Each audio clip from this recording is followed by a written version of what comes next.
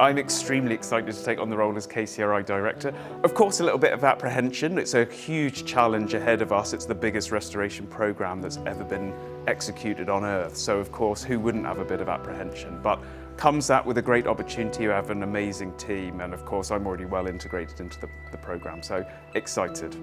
Coral restoration in the Red Sea and globally is probably one of our most critical but under-recognised tools. And actually, restoration as an approach, our capacity to recover and rebuild reefs is quite often criticised. Why should we do it when the world's reefs are facing such extreme changes and pressures from climate change and from human pressures? And the answer is very simple. Restoration actually is a whole spectrum of activities, from rehabilitating coral and planting individual corals back into a small reef patch to recovering entire reef ecosystems.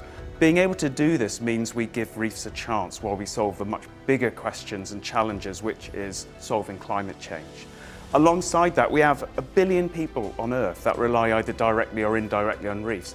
They cannot wait for these solutions in climate change. We have to give people a chance. Restoration gives people a chance both socially, ecologically and economically. My vision for the KAUST Coral Restoration Initiative is a two-phase process. This year we're learning how to plant, how to grow coral. Next year and beyond, it's really deploying that in a context that returns our healthy reefs. What makes KCRI so special is that it is aiming to restore a 100-hectare area of coral reef. Now, normally, restoration projects around the world operate at 1 hectare. So we're talking 2 orders of magnitude. It is immense. The unique selling points for our project is really the innovations to get us there. That involves automation and production facilities using the world's largest land-based nursery facility. We are developing a digital twin of our coral reef. It has never been done before, and that is taking a full, highly resolved 3-dimensional model of our reef and plugging in all the models to make it a fully functioning reef system. Why that's so important is because only by having that tool can we plan effectively how to restore our reefs. Otherwise, it's a complete blind spot.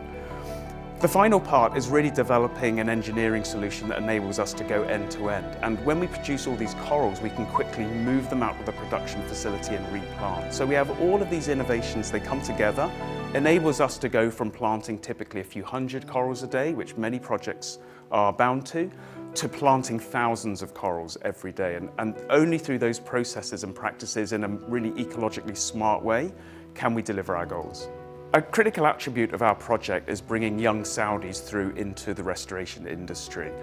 The capacity and opportunity we have as a really unique program that goes from dive training through to learning reef ecology provides a huge opportunity for the workforce that's ultimately going to be needed to restore our reefs. And we're extremely excited with all the young Saudis that are already coming through our system and are starting to join our program. When I'm not on the reef, we're normally in the desert, or we'll visit oases or some of the other environmental attributes, and you just see how well connected people are with their systems.